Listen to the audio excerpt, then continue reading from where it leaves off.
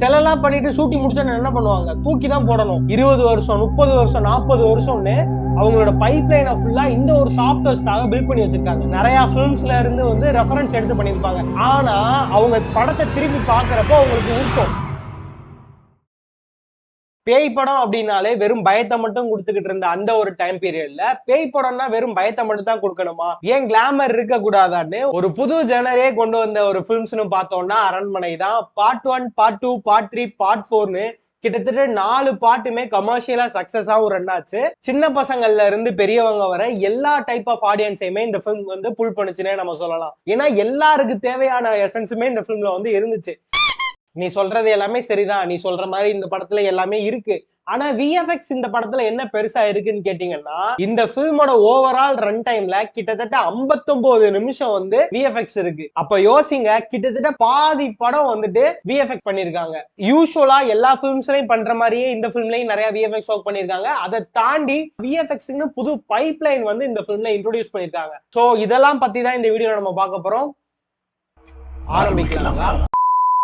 Unreal engine அப்படின்னு ஒரு software வந்துட்டு ஒரு 2 to 3 இயர்ஸ்க்கு முன்னாடி ரொம்பவே பீக் ஆச்சு. அதாவது அன்ரியல் என்ஜின் 5 எப்ப வந்துச்சோ அந்த வெர்ஷன் வந்ததுல இருந்துட்டு அன்ரியல் என்ஜின் வந்து ரொம்பவே பீக்கா பேசப்பட்டுச்சு எல்லாராலையும். நிறைய பேர் லேர்ன் பண்ண ஆரம்பிச்சாங்க. அப்ப லேர்ன் பண்ண ஆரம்பிச்சவங்க தான் நானும். சோ அது எல்லாருமே யூஸ் பண்ணிட்டு இருந்தாங்க. அந்த மாதிரிலாம் போயிட்டு இருந்துச்சு. ஆனா அந்த ஒரு டைம்ல அன்ரியல சுத்தி வைக்கப்பட்ட டாக்ஸ் எல்லாம் எந்த மாதிரி இருந்துச்சுன்னா, அன்ரியல் வந்து ப்ரொடக்ஷன் ரெடி சாஃப்ட்வேர் கிடையாது. இன்ஃபேக்ட் அன்ரியல சொல்ல போனா அன்ரியல் என்ஜின் வந்து ஒரு கேம் என்ஜின், வீடியோ கேம்ஸ் பண்றதுக்காக இருக்கிற ஒரு சாஃப்ட்வேரை தான் ஆப்டிமைஸ் பண்ணி அதோட பெர்ஃபார்மன்ஸ் ஆகட்டும், அதோட பவர் ஆகட்டும் ரொம்பவே அதிகமா இருக்கவும் நம்ம வந்து இப்ப ஃபில்ம் மேக்கிங்ல யூஸ் பண்ணிட்டு இருக்கோம். இதெல்லாம் வச்சு என்ன பண்ண போறாங்க, சும்மா லெகோ மாதிரி அங்கங்க எடுத்து வைக்கிற சாஃப்ட்வேர் தானே இது. இந்த ஒரு சாஃப்ட்வேர் வச்சு நம்ம எப்படி ஃபிலிம்ல எல்லாம் யூஸ் பண்ண போறோம், இதெல்லாம் பெருசா யூஸ் ஆகாது அப்படின்னு தான் சொல்லிட்டு இருந்தீங்க.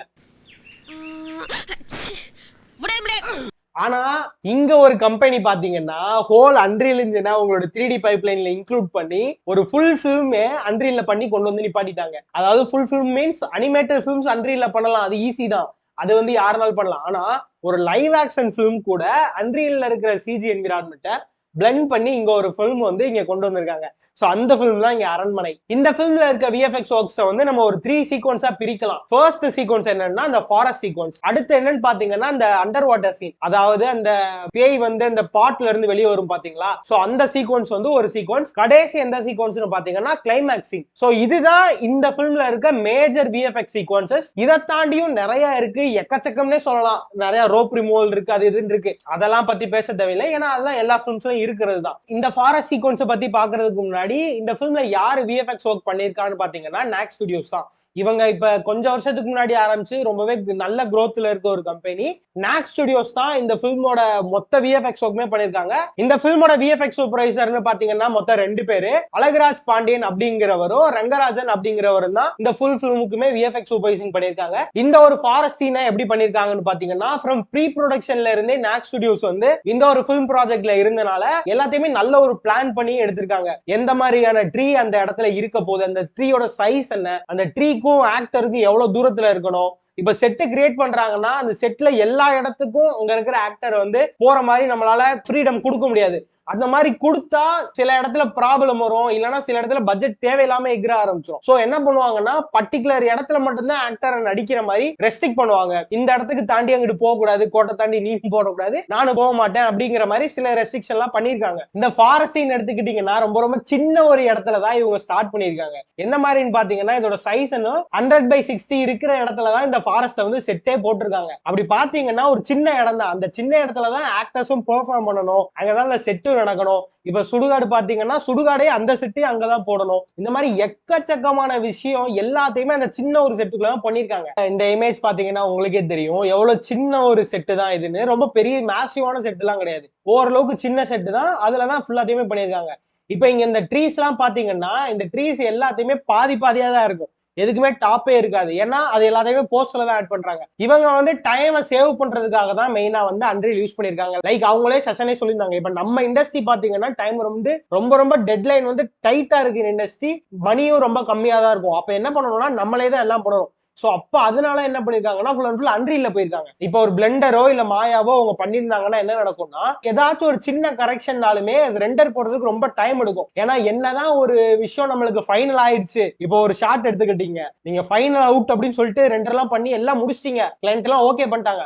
ஆனா அவங்க படத்தை திருப்பி பாக்குறப்போ அவங்களுக்கு உறுத்தும், இப்படி இருக்க கூடாதே, இதுல எனக்கு சேஞ்ச் வேணும் அப்படி கண்டிப்பா தோணும். சோ அப்படி என்ன பண்ணுவாங்கன்னா திருப்பி இன்னொரு கரெக்ஷன் சொல்லுவாங்க. சோ அப்ப நம்ம திருப்பி போயிட்டு ரெண்டர் பண்ணிட்டு இப்படிலாம் இருந்தோம்னா பயங்கரமா டைம் கன்சியூம் ஆகும். சோ அந்த மாதிரி விஷயத்தெல்லாம் டக்கு டக்குன்னு ரெக்டிஃபை பண்றதுக்காக கிளையண்ட் கூட ரியல் டைம்ல இன்டராக்ட் பண்றதுக்காக தான் இவங்க அன்ரீல் போயிருக்கதா சொன்னாங்க. இவங்க எடுத்த முடிவு ரொம்ப ரொம்ப நல்ல முடிவு. எதனால சொல்றேன்னா அன்ரீல வந்து ஃபர்ஸ்ட் டைம் அவங்க பைப்லைன்ல கொண்டு வந்து உள்ளக்க வைக்கிறதா கஷ்டம். ஆனா இவங்க இப்ப கொண்டு வந்து வச்சு அவங்க வந்து ஒரு ஃபுல் ஃபில்மே பண்ணி முடிச்சிட்டாங்க. இனிமே என்ன ஆகும்னு பாத்தீங்கன்னா இனிமே அடுத்தடுத்த ப்ராஜெக்ட்ஸ்ல இந்த கம்பெனி ஒர்க் பண்றப்ப ரொம்ப ரொம்ப ஃபாஸ்டா இருக்கும் இவங்களோட ஒர்க் ரேட், டக்கு டக்குன்னு முடியும், எல்லாமே நல்லா இருக்கும். சோ இந்த சேம் இதுதான் பிளெண்டருக்கு. இப்ப வந்து பிளெண்டரை வந்து இப்பதான் ஒரு கம்பெனியா அடாப்ட் பண்ணிட்டு வராங்க. முன்னாடி எப்படி இருந்துச்சு பாத்தீங்கன்னா மாயா, 3ds Max இந்த மாதிரி நிறைய சாஃப்ட்வேர்ஸ் இருந்துச்சு. இந்த சாஃப்ட்வேர்ஸை பேஸ் பண்ணி தான் எல்லா கம்பெனியுமே அவங்களோட பைப் லைனை பில்ட் பண்ணி வச்சிருந்தாங்க. 20 வருஷம் 30 வருஷம் 40 வருஷம்னு அவங்களோட பைப்லைனை ஃபுல்லா இந்த ஒரு சாஃப்ட்வேர்ஸ்க்காக பில்ட் பண்ணி வச்சிருக்காங்க. சோ இப்போ உடனே நம்ம பிளெண்டருக்கு வந்து ஈஸியா மாற முடியாது. சின்ன சின்ன கம்பெனிஸ் இல்லனா நல்லா இனோவேஷனுக்கு ட்ரை பண்ற கம்பெனிஸ் தான் உடனே மாறிடுவாங்க. சோ அந்த மாதிரி தான் பாத்தீங்கன்னா ஃபேண்டவுமே பிளெண்டருக்கு மாறி அயலான் பண்ணிருந்தாங்க. தென் பாத்தீங்கன்னா லியோலையுமே அவங்க பிளெண்டர் யூஸ் பண்ணிருந்தாங்க. சோ அந்த லிஸ்ட்ல பாத்தீங்கன்னா இவங்க அன்ரியல் அதுக்கும் மேல இப்ப நீங்க பிளெண்டர்னா கூட பாத்தீங்கன்னா பிளெண்டர்ல வந்து ரியல் டைம் கிடையாது, ஆனா அன்ரீல்ல ரியல் டைம் கிடைக்கும். பிளெண்டரை விட உங்களுக்கு ஒர்க் பண்றதுக்கு ரொம்பவே ஸ்பீடாவும் எஃபிஷியன்டாவும் அன்ரியல் இருக்கும். இன்னும் சின்ன சின்ன விஷயம்லாம் இருக்கு, ஃபுல் ஃபிளெஜ் 3D சாஃப்ட்வேர்ஸ் கிடையாது அன்ரியல். ஆனாலும் பாத்தீங்கன்னா இங்க இவங்க கொடுத்திருக்க குவாலிட்டி இது அன்ரியல்ல தான் பண்ணாங்களான்னு கேட்டா யாராலுமே கண்டுபிடிக்க முடியாது, அந்த அளவுக்கு குவாலிட்டி இருக்கு. அட்லாஸ்ட் நீங்க பாத்தீங்கன்னா அன்ரீல்ல பண்ணா என்ன, பிளெண்டர்ல பண்ணா என்ன, மாயால பண்ணலாம் என்ன, கடைசி அவுட் தான் உங்களுக்கு முக்கியம். கொடுக்குற டைம் அண்ட் கொடுக்குற பட்ஜெட்டுக்குள்ள வேகமா கொடுக்குறீங்களா, அதுதான் கடைசியா ப்ரொடக்ஷன் ஹவுஸ் பார்க்க போறாங்க. இவன் இந்த ஒரு சாஃப்ட்வேர்ல பண்றான் அதனால நம்மளுக்கு நல்லா இருக்கும் அப்படிங்கிற மாதிரிலாம் பார்க்க மாட்டாங்க. யாரு கொடுக்கறது அவங்களுக்கு சாட்டிஸ்ஃபைடா இருக்கோ அவ்வளவுதான். இந்த ஒரு வீடியோ வந்து நான் வேகாஸ் ஈவென்ட் வந்து அங்க அட்டன் பண்றப்ப எடுத்த வீடியோ தான் என்கிட்ட இருக்கு. இவங்களோட பிரேக் டவுன் வந்து நானும் சோசியல் மீடியாஸ்ல ட்ரை பண்ணி பாக்குறேன். நான் இப்ப பார்த்த வரைக்கும் எனக்கு கிடைக்கல.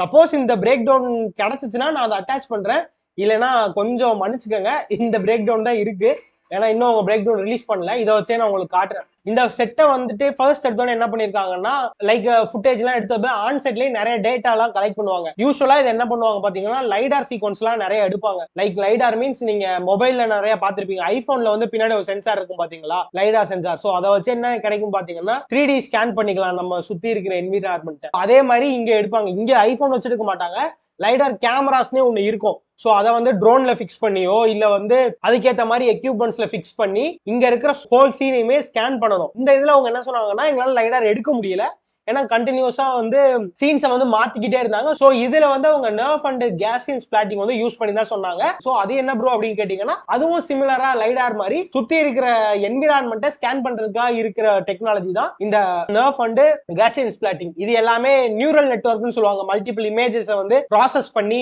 கொண்டு வர்றது பேர் தான் இது எல்லாமே. சோ அதை வச்சுதான் இவங்க வந்து அடுத்த ஸ்டெப்புக்கே மூவ் பண்றாங்க. சோ இந்த ஒரு ரியல் சீனை வந்து 3D சீன் கூட மேட்ச் பண்ணணும், அப்பனாதான் இந்த ஃபாரஸ்ட்டை வந்து எக்ஸ்டெண்ட் பண்ண முடியும். சோ என்ன பண்ணிருக்காங்கன்னு பாத்தீங்கன்னா இந்த ஃபாரஸ்ட்டை வந்து மேட்ச் பண்ணிருக்காங்க இங்க இருக்க 3D ஃபாரஸ்ட் கூட. 3D ஈக்குவலைசர்ல தான் பண்ணிருப்பாங்கன்னு நானும் நினைக்கிறேன், சரியா தெரியல அவங்க என்ன சாஃப்ட்வேர்ஸ் எல்லாம் யூஸ் பண்றாங்கன்னு. 3D equaliser R synthesise anything அந்த மாதிரி சாஃப்ட்வேர்ஸ் வச்சு மேட்ச் மூவ் பண்ணிட்டு அந்த மேட்ச் மூவ் பண்ண டேட்டா வந்து அன்ரியலுக்கு ஃபீட் பண்ணிருக்காங்க. சோ என்ன நடக்கும்னு பாத்தீங்கன்னா இங்க நம்ம இருக்கிற ரியல் கேமரா மூவ்மெண்ட் இந்த மாதிரி எல்லாம் மூவ் ஆகுமோ அந்த கேமரா மூவ்மெண்ட் அன்ரியல்ல இருக்கிற சினிமேட்டிக் கேமரா இருக்கும் பாத்தீங்களா, அந்த கேமரா வந்து மூவ் ஆக ஆரம்பிக்கும். சோ இதுலயே வந்து பாதி வேலை முடிஞ்சிருச்சு.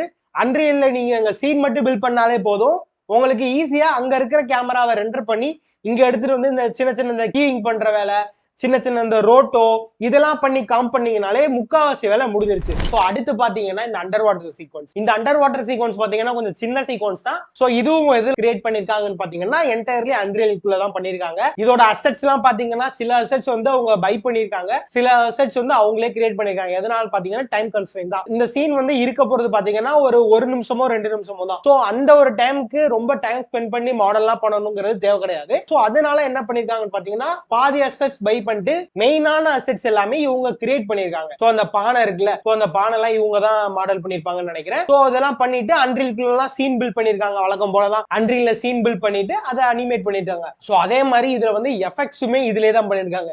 எப்பவும் ட்ரெடிஷனலா ஹுடினி தான் எஃபெக்ட்ஸுக்காக மேக்ஸிமம் எல்லாரும் யூஸ் பண்ணுவாங்க. ஆனா இங்க வந்து உங்க ஹுடினியோ மாயாவோ போகாம ஃபுல்லா அன்ரீல்லயே எஃபெக்ட்ஸும் பண்ணிருக்காங்க. அதுவும் ரியல் டைம்ல பண்ணிருக்காங்க. நீங்களே சொல்லுங்க, எஃபெக்ட்ஸ் வந்து ஏதாச்சும் ஒரு ஃபிலிம்ல வந்து ரியல் டைம்ல பண்ணாங்கன்னு சொன்னா நீங்க நம்புவீங்களா? இங்க வந்து பண்ணிருக்காங்க. ஃபுல் அண்ட் ஃபுல் எஃபெக்ட்ஸ் வந்து அன்ரீல்ல தான் பண்ணிருக்காங்க. ஹுடினியோ மாயோவோ போகல. அதே மாதிரி இதை எப்படி ரெண்டர் போட்டாங்கன்னு பாத்தீங்கன்னா ஒரு சிங்கிள் ஷாட்டாவே ரெண்டர் போட்டாங்க. லைக் சிங்கிள் ஷாட் மீன்ஸ் ஒரே நிமிஷத்திலேயே மல்டிபிள் கேமராஸ் மல்டிபிள் லொகேஷன்ஸ்ல வச்சு ஒரே டைம்லயே எல்லாமே ரெண்டர் பண்ணிட்டாங்க. ஏன்னா அப்பனாதான் சில இடத்துல கண்டினியூ மிஸ்டேக் வராது. இப்ப அன்ரீல பொறுத்தளவுக்கு நீங்க எஃபெக்ட்ஸ் வந்துட்டு ஒரு வாட்டி நீங்க ரன் பண்றீங்கன்னா கொஞ்சம் டிஃபரன்ஸ் இருக்கும் ஒரு இதுலயும். சோ இவங்க இதுல டேக்கிள் பண்றது என்ன பண்ணிருக்காங்கன்னா ஒரே இதுலயே எல்லாத்துலயுமே ரெண்டர் போட்டாங்க. சோ எல்லா கேமராமே ஒரே இதுல ரெண்டர் போடுறப்ப கட்டுக்கு தேவையான எல்லாமே நம்மள்ட்ட இருக்கு. எடிட் பண்றவங்களுக்கு இன்னும் ஃபிளெக்சிபிலிட்டி. நம்மளுக்கு இப்ப இந்த ஷாட் வேணும்னா இப்ப வச்சுக்கலாம், இல்லனா இது வச்சுக்கலாம்.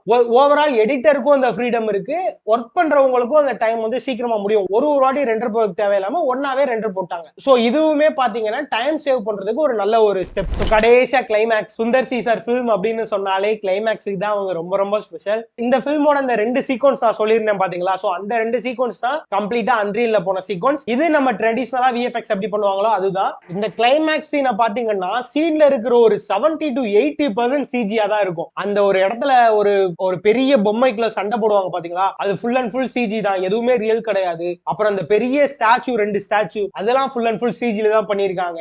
இந்த ஸ்டாச்சுலாம் எந்த அளவுக்கு பண்ணிருக்காங்கன்னு பாத்தீங்கன்னா இது பாக்குறதுக்கு சிஜி மாதிரியே இல்ல. நானா ஃபிலிம் பாக்குறப்போ ஒருவேளை செட்டு தான் போட்டிருக்காங்க, அவ்வளவு நல்லா செட்டு போட்டிருக்காங்க, இவ்வளவு நல்லா இருக்குன்னு பாத்துட்டு இருந்தேன். ஆனா பிரேக் டவுன் அவங்க காட்டுறப்பதான் தெரியுது இவ்வளவு பெரிய ஒர்க் சிஜில எப்படி பண்ணீங்க, அதுவும் ரொம்பவே நல்லா இருந்துச்சு, சூப்பரா பண்ணிருக்காங்க. சோ இந்த பிரேக் டவுன் பாத்தீங்கன்னா உங்களுக்கே தெரியும். நான் ஏற்கனவே ஒரு வீடியோ சொல்லியிருந்தேன் பாத்தீங்களா, ஐயோட ரெஃபரன்ஸ்க்காக ஒரு சம்திங் ஏதாவது ஒரு பொருளை வந்து அங்க சிஜி கேரக்டர் இருக்கிற இடத்துல வந்து வைப்பாங்கன்னு. சோ இந்த இடத்துல பாத்தீங்கன்னா அதே மாதிரி ஐபாலோட ரெஃபரன்ஸ்க்காக இங்க ஒரு ஸ்டிக் வச்சிருக்காங்க.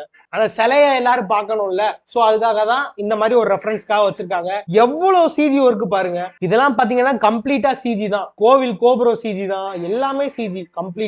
இன்னொரு விஷயம் இந்த ஃபிலிம்ல என்னன்னா நிறைய இடத்துல வந்து ரெஃபரன்ஸ் வந்து நீங்க நோட் பண்ணிருப்பீங்க. நிறைய ஃபிலிம்ஸ்ல இருந்து வந்து ரெஃபரன்ஸ் எடுத்து பண்ணிருப்பாங்க. லைக் நீங்க டாக்டர் ஸ்ட்ரேஞ்ச், வெனம், ஷேடோ கான்ஸ் இந்த மாதிரி நிறைய இடத்துல இருந்து ரெஃபரன்ஸ் வந்து நீங்க நோட் பண்ணிருப்பீங்க. மேபி அந்த ஃபிலிம் க்ரூ சைட்ல இருந்தே இந்த மாதிரி தான் வேணும் அப்படின்னு பர்டிகுலரா கேட்டிருப்பாங்கன்னு நினைக்கிறேன். சோ அவங்க கேட்டனாலதான் இந்த மாதிரிலாம் அவங்க ஸ்டுடியோல இருந்து பண்ணி கொடுத்துருப்பாங்க. எந்த ஒரு ஸ்டுடியோவும் இந்த மாதிரி ரெஃபரன்ஸ் எடுப்பாங்க, எல்லாருமே ரெஃபரன்ஸ் எடுப்பாங்க. யாருமே கண்ணை மூடிட்டு அவங்களால பண்றாங்கன்னு சொல்ல மாட்டேன். ஆர்ட் வந்து கண்டிப்பா ரெஃபரன்ஸ் எடுத்து தான் பண்ணுவாங்க எல்லாருமே. ஆனா இந்த அளவுக்கு ஆபியூஸா கண்டிப்பா இவங்களா பண்ணிருக்க மாட்டாங்கன்னு தான் நான் நினைக்கிறேன். மேபி இந்த ப்ரொடக்ஷன் சைடு வந்து இதுதான் வேணும் எங்களுக்கு பார்க்க பர்டிகுலரா இப்படிதான் இருக்கணும்னு கேட்டிருப்பாங்கன்னு நினைக்கிறேன். அவங்க ரீக்ரியேட் பண்ணதுமே குறையே சொல்ல முடியாது, எல்லாமே அக்யூரேட்டா பண்ணியிருந்தாங்க. பாக்குறதுக்கு எல்லாமே நல்லா இருந்துச்சு. அதே மாதிரி செட்டு போடுறதுல ஒரு பிரச்சனையும் இருக்கு. இந்த மாதிரிலாம் ஆர்ட் டிபார்ட்மெண்டோட ஹெல்ப்போட பெரிய பெரிய செலெல்லாம் பண்றீங்க. செலெல்லாம் பண்ணிட்டு ஷூட்டிங் முடிச்சா என்ன பண்ணுவாங்க, தூக்கி தான் போடணும், வேஸ்டா தான் போகும், தேவையில்லாத பொல்யூஷன் தான். அதெல்லாம் விஎஃப்எக்ஸ்ல போயிடலாம். விஎஃப்எக்ஸ் ரீதியா எந்த ஒரு மிஸ்டேக்குமே பெருசா இந்த ஃபிலிம்ல கண்டுபிடிக்க முடியாது. அந்த அளவுக்கு ஒரு நல்ல ஒர்க்கை இந்த ஃபிலிம்ல வந்து அவங்க பண்ணியிருக்காங்க, Max studios. So okay guys, இந்த வீடியோ உங்களுக்கு பிடிச்சிருக்கும்னு நினைக்கிறேன். இதே மாதிரி வீடியோ நீங்க நிறைய பார்க்கணும்னு நினைச்சீங்கன்னா மறக்காம சேனலை சப்ஸ்கிரைப் பண்ணி வச்சுக்கோங்க. உங்க ஃப்ரெண்ட்ஸ்க்கும் இந்த வீடியோ யூஸ்ஃபுல்லா இருக்கும்னு நினைச்சீங்கன்னா மறக்காம அவங்களுக்கு இந்த வீடியோ ஷேர் பண்ணுங்க. அடுத்த வீடியோல பார்க்கலாம். பை.